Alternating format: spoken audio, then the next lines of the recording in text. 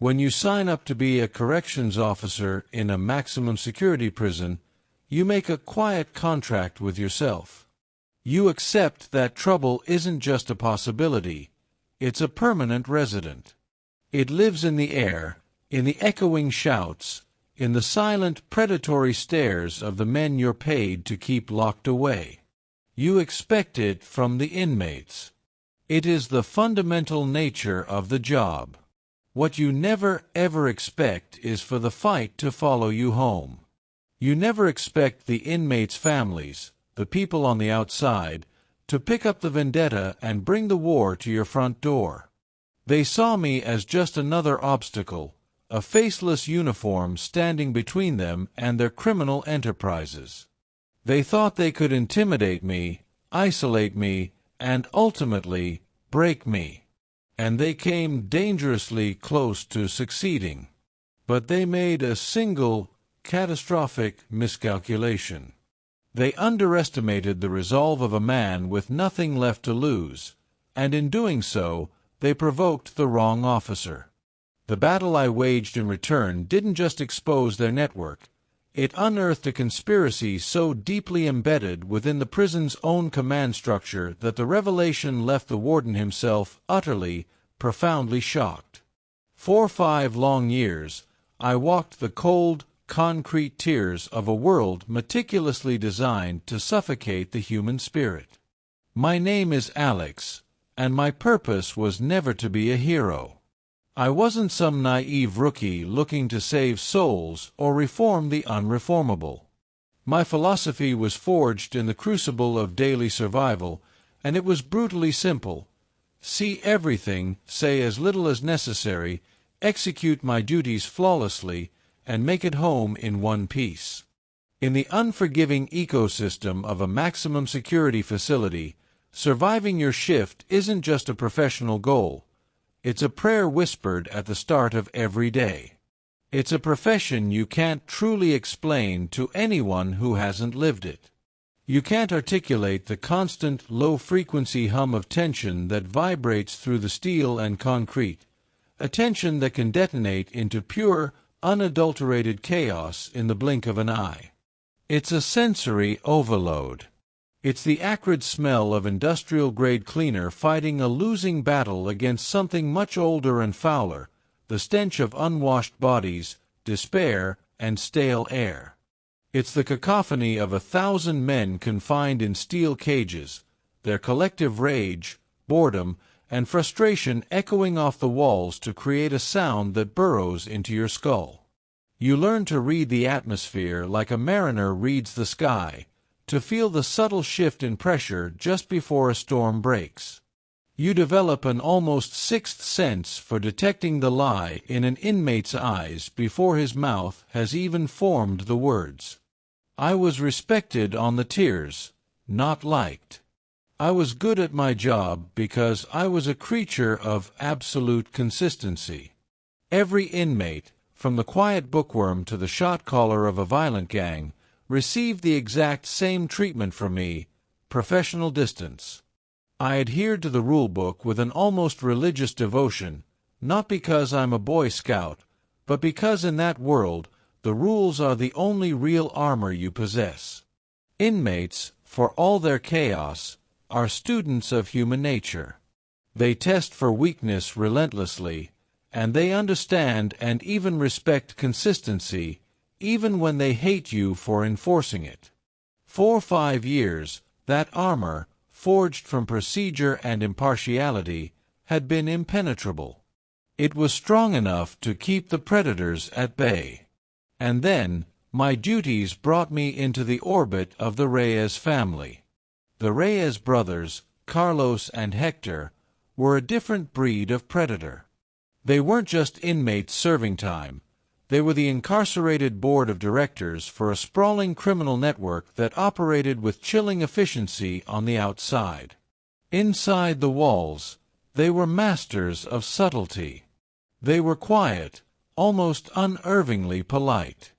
They didn't need to make noise or flex their muscle directly. They had a small army of loyalists, wannabes, and debtors to do it for them.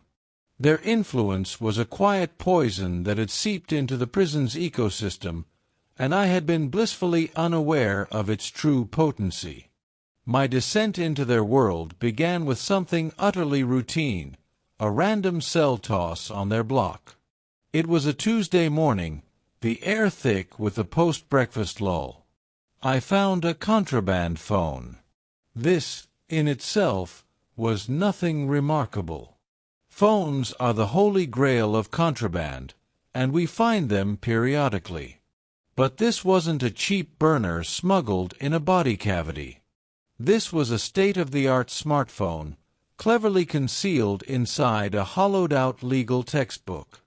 It was a direct, encrypted lifeline to their vast outside operations. I could have just confiscated it and moved on. But I was a man of protocol. I didn't just take the phone. I logged it, bagged it, and wrote a detailed report that cross-referenced the discovery with their recent visitation logs and financial transactions. My report automatically triggered a flag in the system, initiating a deeper institutional look into their network. Without knowing the full scope of what I was doing, I had just pulled the pin on a grenade. To me, it was just another Tuesday. I was just doing my job. To the Reyes family, I had just declared a full-scale war. The first counter-move wasn't a shank in the yard or a hot liquid accidentally spilled on me. Their response was far more insidious, colder. A week later, I was supervising visitation. It was a loud, chaotic room, a temporary bridge between two worlds. I watched the Reyes family matriarch, a woman named Elena, sitting with her sons.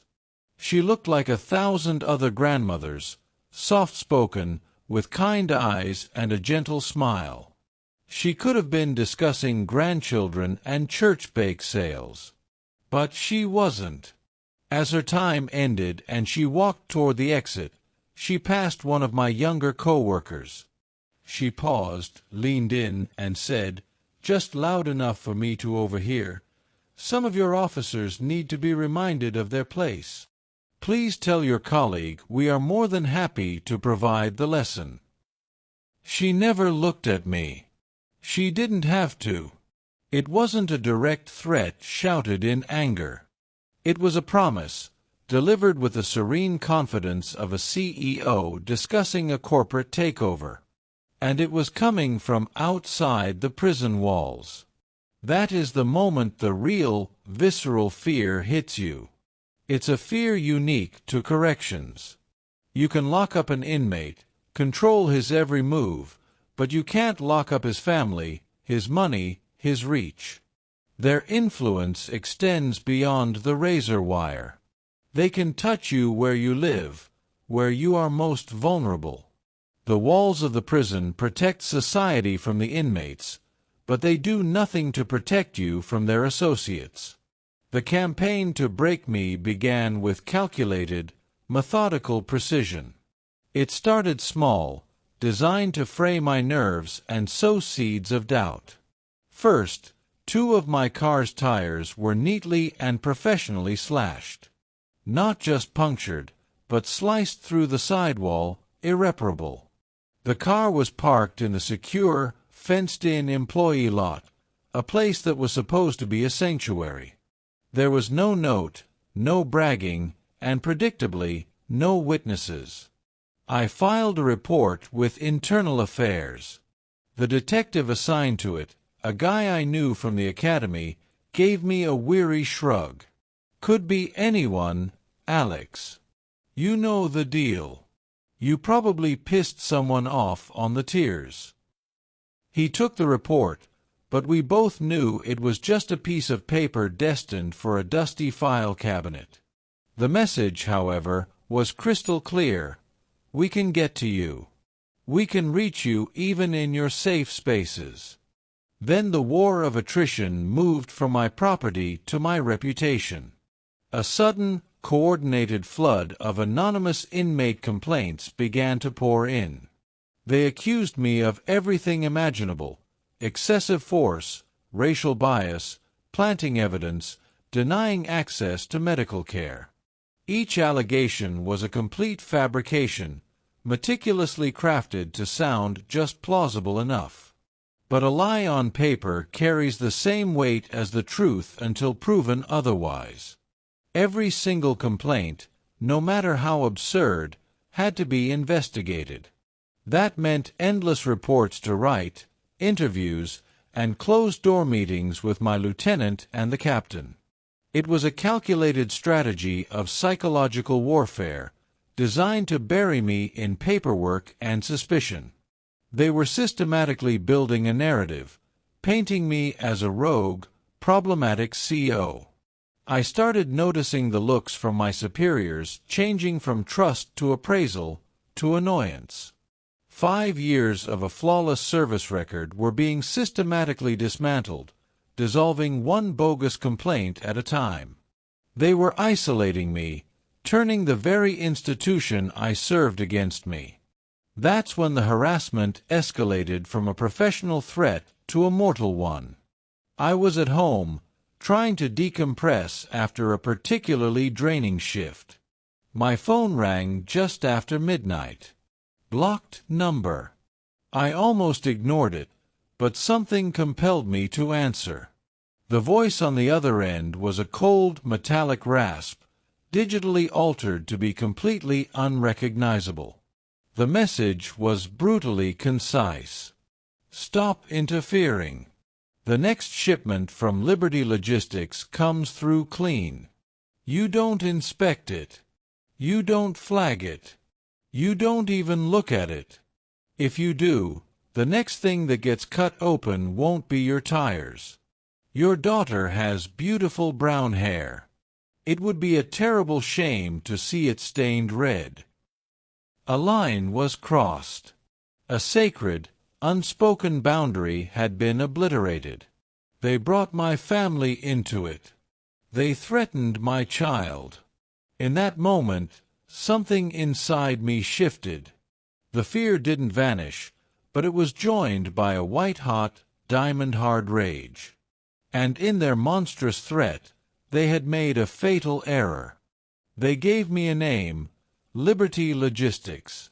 The seemingly innocuous company that supplied our prison kitchen with everything from frozen vegetables and powdered milk to plastic forks and cleaning supplies. I had no idea how deep this rabbit hole went, but I knew I was standing at its edge. I began to dig into Liberty Logistics, spending my nights poring over public records and shipping databases. On the surface, they were completely clean. Their contracts were sound, their shipping manifests were always flawless, and their prices were competitive. And the man inside the prison who signed off on every single one of their deliveries, the final checkpoint, was Lieutenant Davies. A 20-year veteran of the department, Davies was seen as part of the furniture, an old-school, untouchable figure who was just coasting toward his pension. I decided to test the waters. I approached Davies, cautiously mentioning that I'd received a vague threat related to a logistics company, deliberately leaving out the horrific detail about my daughter. I just wanted to see his reaction. He listened, his face a mask of bored indifference. When I finished, he looked at me, a flicker of something cold in his eyes. "You're getting paranoid, Alex," he said, his voice level. "These scumbags play mind games to get in your head. It's what they do. My advice: drop it before you get yourself in real trouble for chasing ghosts." It wasn't the advice of a concerned superior. The way he dismissed me, the subtle emphasis on the words "real trouble," the deadness in his eyes, it wasn't a warning meant to protect me. It was a threat. He wasn't telling me to back off for my own good. He was ordering me to stand down. That was the final, glaring red flag. The conspiracy wasn't just on the outside. It had a foothold deep inside the command structure. The day of the next scheduled Liberty Logistics delivery, the tension on the loading dock was a palpable thing, a physical presence you could cut with a knife. As I prepared for my shift in receiving, Lieutenant Davies approached me, a phony, paternal smile stretched across his face. "Morning, Alex. I'm moving you to Tower 5 today. Give you a break from the yard, let you have a quiet one." I looked him dead in the eye. "No, thank you, sir. The official roster has me assigned to receiving. I'm staying." His smile vanished. His eyes narrowed into slits. The game was on. The hulking semi-truck backed into the bay, the familiar blue and white Liberty Logistics logo painted on its side. I started the unloading process, paired with a rookie who was too green to sense the electric current in the air. I went by the book, my movements deliberate. I checked pallets of frozen food, boxes of dry goods, crates of cleaning supplies. Everything looked normal, perfectly matching the manifest in my hand. For a fleeting moment, a sliver of doubt crept in. Maybe Davies was right. Maybe I am just paranoid. And then I saw it. Tucked away behind a stack of 50-pound sacks of potatoes, almost completely obscured, was a single plain brown cardboard box. It had no labels, no markings, and most importantly, it was not on the manifest. My heart began to hammer against my ribs. This was it.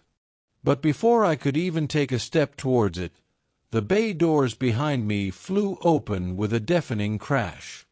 A team from Internal Affairs stormed onto the dock, weapons holstered but their expressions grim. And leading them, with a look of theatrical solemnity, was Lieutenant Davies. "Hold it right there," he bellowed, his voice booming in the enclosed space, pointing not at the box, but directly at me. He strode over to the unmarked box with a self-assured swagger. With a flourish, he sliced it open with a box cutter and dramatically pulled out dozens of vacuum-sealed bags filled with narcotics and stacks of brand-new cell phones. He held one up for the IA investigators to see, then turned his gaze on me, his face a mask of feigned disappointment. "We received an anonymous tip that Officer Alex was using his position in receiving to smuggle contraband for the Reyes Syndicate. Looks like the tip was good." The rookie's face went white as a sheet. The IA investigators stared at me with undisguised contempt, their minds already made up. In that single, expertly choreographed moment, my entire world imploded. My 5 years of service, my perfect record, my reputation, all of it evaporated. They weren't just trying to get me fired. This was far worse. They were framing me to be the fall guy for their entire lucrative operation. My protests were ignored, lost in the noise of their manufactured triumph.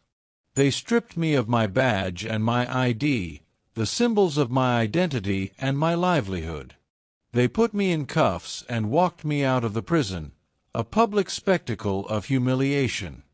As they led me through the sally port, I happened to glance up at a high, barred window overlooking the yard.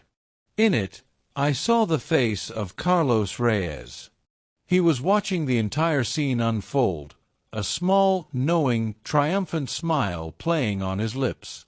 They believed they had won.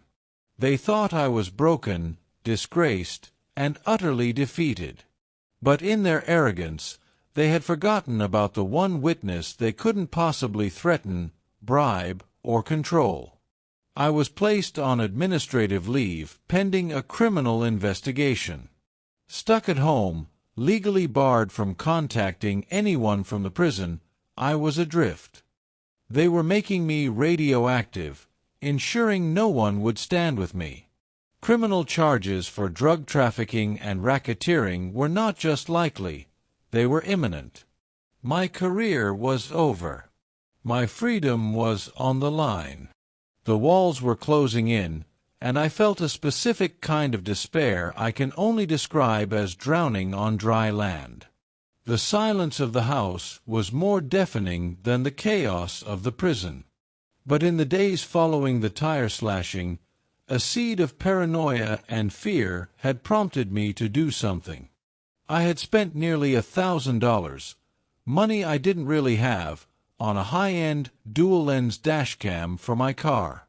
It was a serious piece of hardware, recording both front and back, equipped with motion detection and a sophisticated parking mode that kept its unblinking eye active 24/7.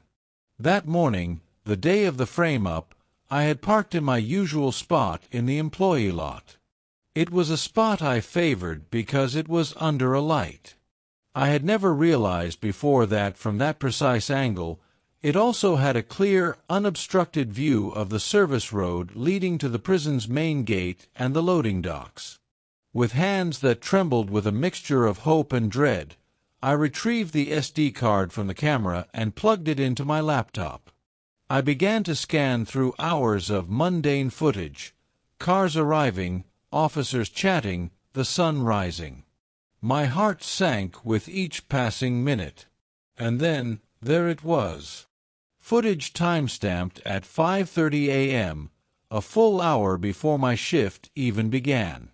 A dark, private sedan pulls up and parks on the shoulder of the service road, just outside the prison's official perimeter. The driver's side door opens, and Lieutenant Davies gets out. Moments later, another car pulls up behind him. A man I instantly recognized from intelligence briefings as a known high-level associate of the Reyes family gets out of the second car. The two men talk for less than a minute. It's too far for the microphone to pick up, but the body language is clear. Davies then pops the trunk of his car, and the Reyes associate places a small, heavy-looking black duffel bag inside. My blood ran cold. But it got worse. I fast-forwarded. 20 minutes later, the very same Liberty Logistics truck that I would later unload pulls over in the exact same spot. The truck driver gets out and has a brief meeting with the same Reyes associate. Another, much larger package is exchanged. It was all there, recorded in high-definition clarity. The entire conspiracy, laid bare by a silent, unblinking witness. They had used the truck for the main shipment of drugs and phones, but they had used Davies's personal vehicle to bring in a separate, smaller package. The plant. The duffel bag containing the evidence they were going to discover in my presence. My mind raced. I couldn't go to internal affairs. Davies was practically in charge there, and they were already convinced of my guilt. I couldn't go to the local police. They would unquestionably take the word of a decorated lieutenant over a disgraced, suspended corrections officer facing felony charges. I had one card to play, one Hail Mary. I had to go directly to the top. Warden Miller. Miller was a man carved from granite and 2 decades of institutional cynicism. He was intensely old school, a firm believer in the chain of command, and trusted almost no one. Leaping over my captain, the IA investigators, and my own lieutenant to get to him was career suicide. But my career was already dead. I had nothing left to lose. I reached out to a captain on the night shift, a man who owed me a serious debt from a riot we had survived together years prior. I didn't tell him everything on the encrypted message. I simply said I had incontrovertible proof of a high-level conspiracy involving a senior officer that threatened the integrity of the entire prison. He must have heard the desperation in my words, because he believed me. Just enough. He messaged back, "Warden's office. Tomorrow. 0700. You'll have 5 minutes." I walked into Warden Miller's office the next morning feeling like a dead man walking. The room was spacious but Spartan, dominated by a massive oak desk. Miller sat behind it, his face a mask of pure irritation. He didn't offer me a seat. "This had better be the most important thing I hear all year, Alex," he grumbled, his voice like grinding gravel. "You broke every protocol I have to get in here." I didn't say a single word. I walked to his desk, opened my laptop, turned it to face him, and hit play. I showed him the time-stamped footage of Lieutenant Davies meeting the Reyes associate, the bag being placed in his trunk. Then I played the footage of the truck driver making a similar exchange. I stood back and just watched the warden's face. He was utterly silent for a full minute, his jaw tightening until the muscles bunched. His eyes, which had been filled with annoyance, were now lasers of pure focus. He rewound the footage and watched it again. The silence in that room was heavier than a prison-wide lockdown. Finally, he looked up, not at the screen, but directly into my eyes. The irritation was gone, replaced by a cold, dangerous resolve. "I'll handle this," he said. It was all he needed to say. And he did. Warden Miller didn't just clean house. He fumigated it. He bypassed our compromised internal affairs unit completely, making a direct call to the state police and the FBI. The subsequent investigation was swift, brutal, and merciless. Lieutenant Davies was arrested in his office the very next day, his face a picture of disbelief as he was led out in handcuffs. The feds, armed with my video and the warden's full cooperation, raided Liberty Logistics that afternoon. The entire company imploded, revealing itself to be a massive front for the Reyes organization. Federal warrants were issued for Elena Reyes and other family members on the outside. The smuggling ring that had been poisoning the prison for years, corrupting staff and empowering inmates, was severed at the root. All pending charges against me were dropped immediately. The cloud of suspicion that had been suffocating me vanished. A week later, the warden called me back into his office. He slid my badge and my ID across the polished surface of his desk. "You're reinstated," he said, his tone flat and official. "Effective immediately. There will also be an official commendation for integrity and performance under extreme pressure placed in your permanent file." It was his quiet, unequivocal way of sending a message to every single person in that facility. "You don't mess with my people." I went back to my job. I walked the same concrete tiers, smelled the same acrid cleaners, and heard the same cacophony of rage. But I wasn't the same person. I was changed. Before, when I walked those tiers, I saw a clear line between us and them, between officers and inmates. Now I saw a much more complicated and fragile system, a place where corruption could fester and grow in the darkest corners, fed by outside money and inside complacency. I learned the hardest and most valuable lesson that job has to teach. The most significant threats are not always the convicted men locked in the cages right in front of you.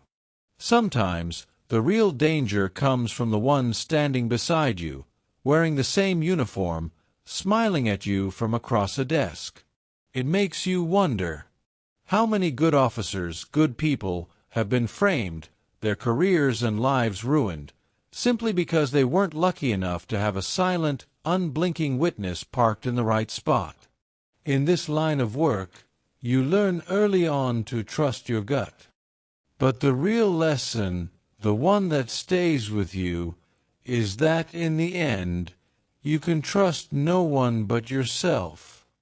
Because when the system decides to turn on you, you are utterly and completely on your own. And sometimes the only way to win a fight that's been rigged against you is to be the one person, the one variable they never saw coming.